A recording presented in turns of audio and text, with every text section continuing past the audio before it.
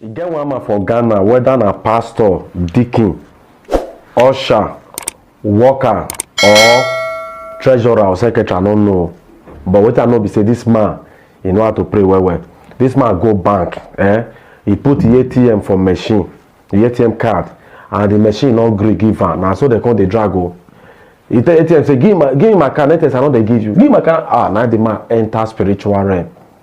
The video look funny. I just want to show now the video, so that Mona still see. Every day not be told to bring news. At least Mona still small. Essentialmente. ATM, understand me. Understand me, ATM. You don't know what I'm going through. Open. Don't say you're closed. It's my money you are giving. Why am I going to suffer like this? Open now, by fire. We now speak fire on ATM. It's all open. I need my money. It's my own money. Don't speak for everybody's money. Oh shit. You dey hear that? You dey hear that? You see, say you don't drag with ATM. You know, say most of us will be say we come from Africa. Most especially Nigeria, where you go put your ATM for ATM card for machine. You go dey wait. You not tell you say transaction in progress. You wait. You don't give. Oh God, give me my card now. Then you go have to dey visit branch every day before you fit get your ATM. Or you don't put your ATM card. Understand? They'll come tell you say transaction in progress. They'll come tell you say sorry, unable to dispense cash. You say you can't collect your ATM card. You can't come out too. As you dey come, you no go even reach 2 minutes. You say the 10th time I will just come and now another person can't collect her. You see that kind of frustration. Now this man see. This is what happened for Ghana. Now the man vex. Now the man January, February, mama. No, cannot they speak in tongues. Yet ATM machine not the hear tongues. Sometimes I know that it's good to pray, but sometimes we have to use our sense, our wisdom. Everything not be prayer. We don't need to. When the guy they do, say people just they look and they laugh. But for him mind now, he's doing the right thing. But people they laugh at. Bible say God is not an author of confusion. I work out one time for see get one city where I work out one time. I can't see one woman. I know the church where the woman, the girl they go with a baby girl. I see them for bus stop and people they there. This girl was hold the me say I could shame. Why? Because people call the part, they can't even look the girl. Some of them call they laugh. God is not an author of confusion.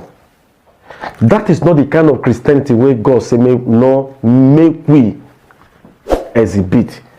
That is not the kind of Christianity where Jesus bring come.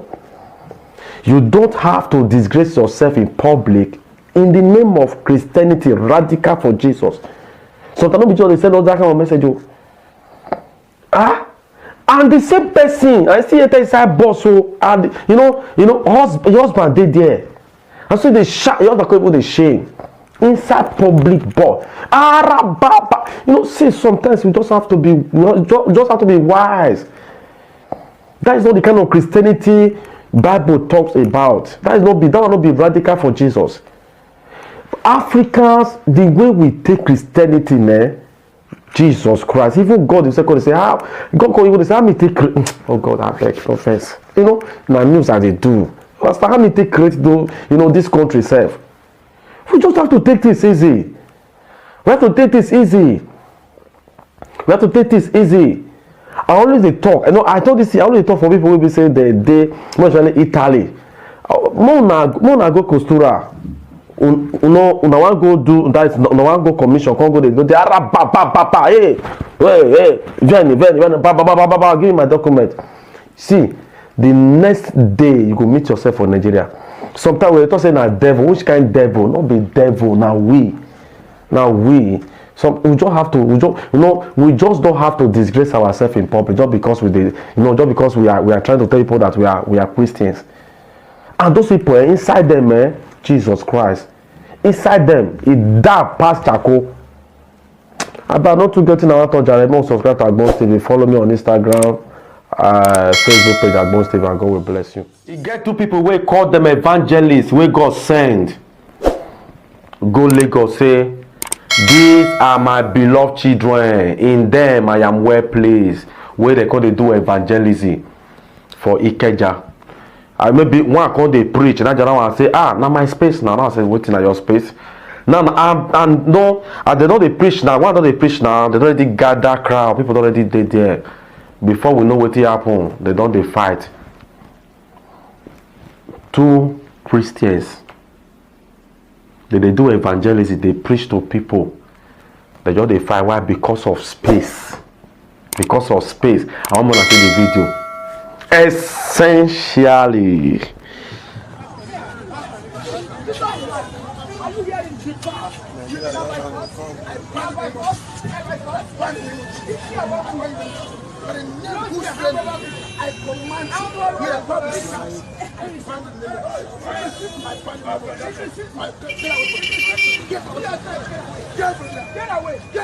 Get away!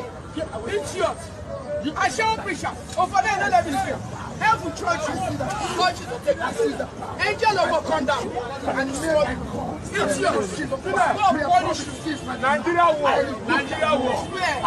Now wow, Insta blog, oh, gossip me Naija. Now wow, India not. Now wow, Linda Ikeji. Ataya. What this are you? Ataya Ikeja live.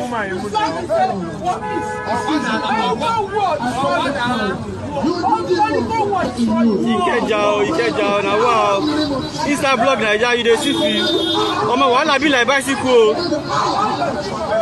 See wahala be like bicycle for here.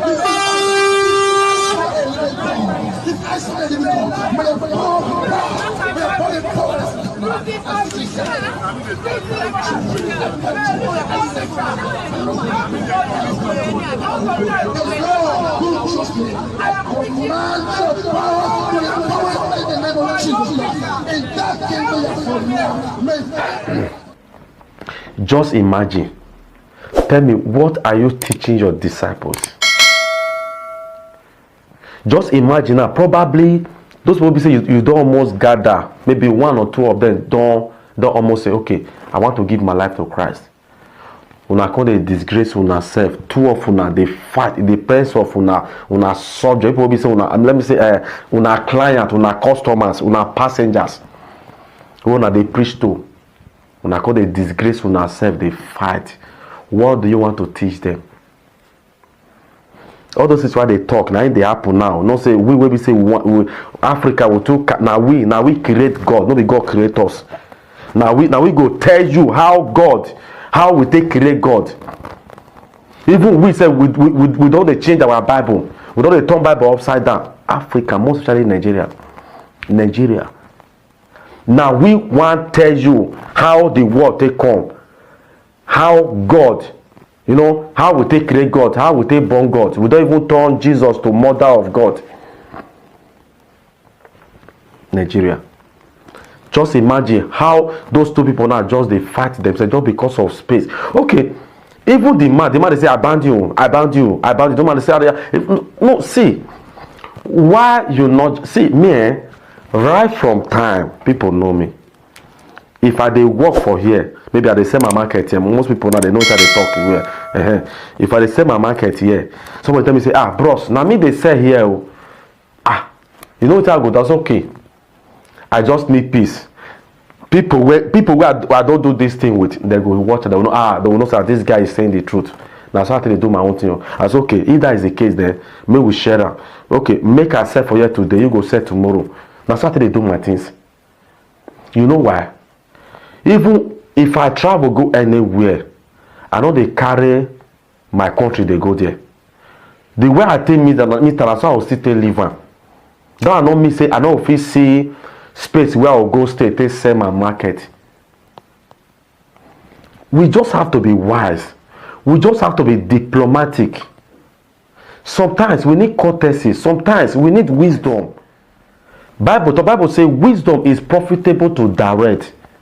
We need wisdom. We need wisdom. This Christian race where we they run. Now wisdom we need to raise them. to run am. People they talk say radical for Jesus.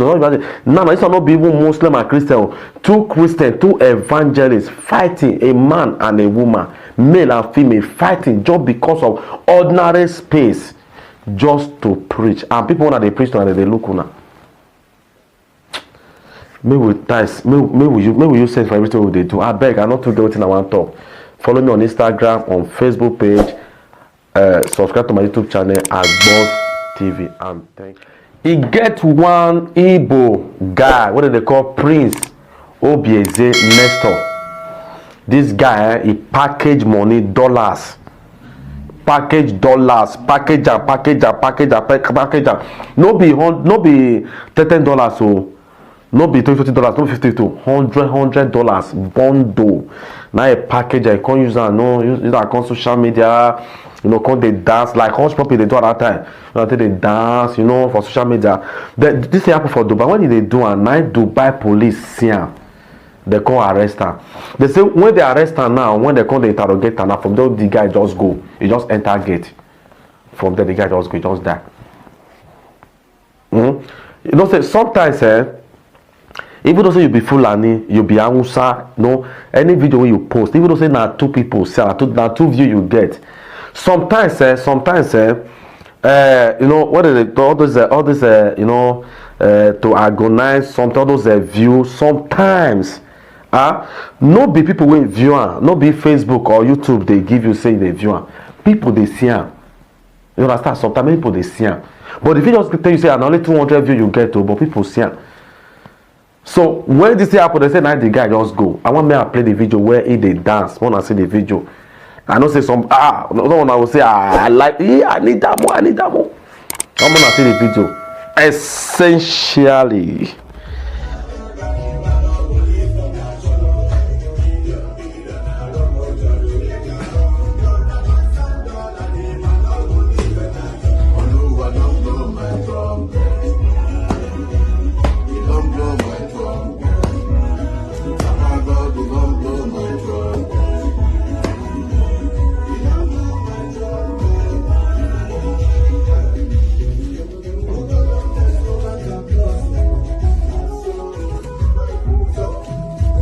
Plenty dollars of Thailand.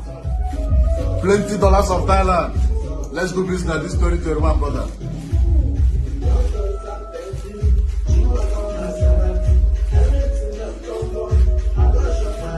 Now I'm living like a king.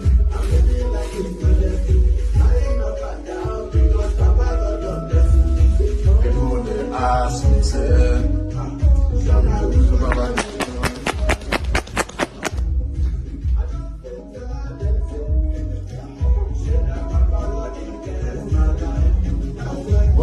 don't blow my drum.